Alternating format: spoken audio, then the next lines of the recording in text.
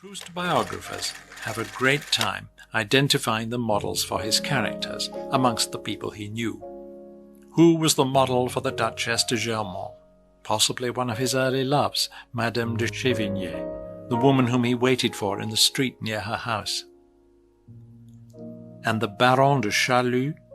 He is an extremely well-born and well-connected baron, who turns out to be homosexual and quite rapacious in following his tastes.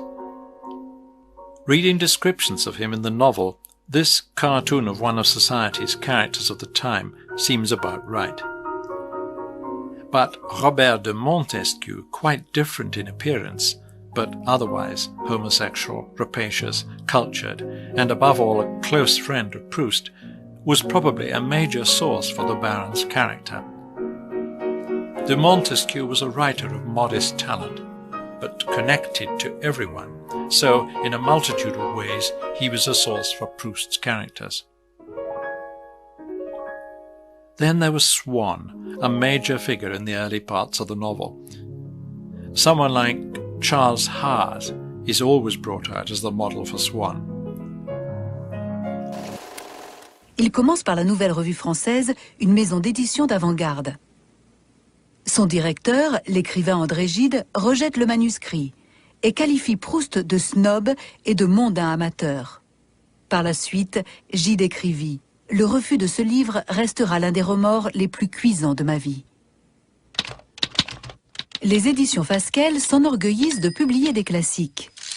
Mais pas celui-ci, comme Eugène Fasquelle lui-même écrit à Proust. Il ne se trouvera pas un lecteur assez robuste pour suivre un quart d'heure. D'autant que l'auteur n'y aide pas par le caractère de sa phrase qui fuit de partout. Humblot, le directeur des éditions Ollendorff, qui publie des auteurs mineurs, commente le manuscrit dans une lettre devenue célèbre. Cher ami, je suis peut-être bouché à l'aimerie, mais je ne puis comprendre qu'un monsieur puisse employer 30 pages à décrire comment il se tourne et se retourne dans son lit avant de trouver le sommeil. Finalement, c'est un éditeur alors relativement peu connu, Bernard Grasset, qui accepte de publier du côté de chez Swann, mais à compte d'auteur. Le rôle joué par Grasset dans l'histoire de la littérature est purement commercial. Plus tard, il avouera avoir publié le roman sans l'avoir lu. Du côté de chez Swann paraît en 1913. Certains y reconnaissent immédiatement un roman d'un genre entièrement nouveau et voient en Proust un précurseur. En 1919 paraît le deuxième volume de la recherche du temps perdu, intitulé « À l'ombre des jeunes filles en fleurs ».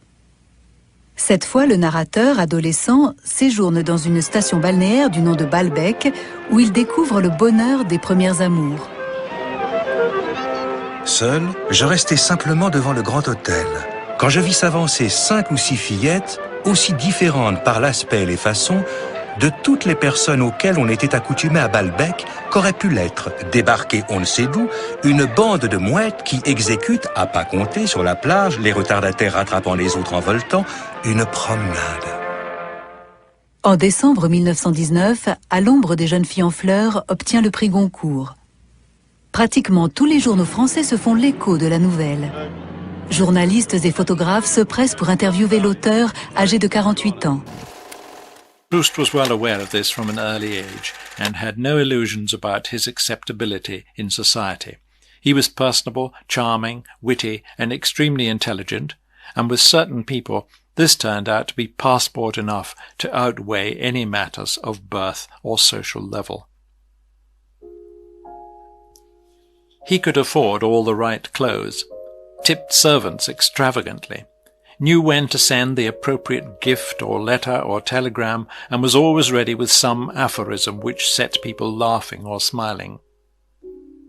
He was lucky to have a few excellent introductions at the right moment, and he remained until the end of his life, sought after and accepted by discerning people as a wonderful person to have around. Here he is in the Parc Monceau with one of the girls with whom he fell deeply in love. Antoinette IV, whose father was to become President of France some 10 years later. He was about 13 at this time. His breathless and youthful adoration of Antoinette, and later Marie Benadacchi, whom he met in the Champs-Élysées gardens, is wonderfully evoked in his novels. Marie's father was a Polish count who had made a fortune selling tea. Either his parents put a stop to the relationship, or he finally realized that she didn't love him enough. Proust remembered her for the rest of his days and saw her as one of the great loves of his life. Such affairs continued throughout his teens. Very often he worshipped from afar. The Countess Chévigné was such a one. A very striking woman of fashion, he had met her at Madame Strauss's salon and began to haunt the street where she walked every day, pretending to accidentally meet her and doffing his hat politely. She was ultimately to be the model for one of his most important characters.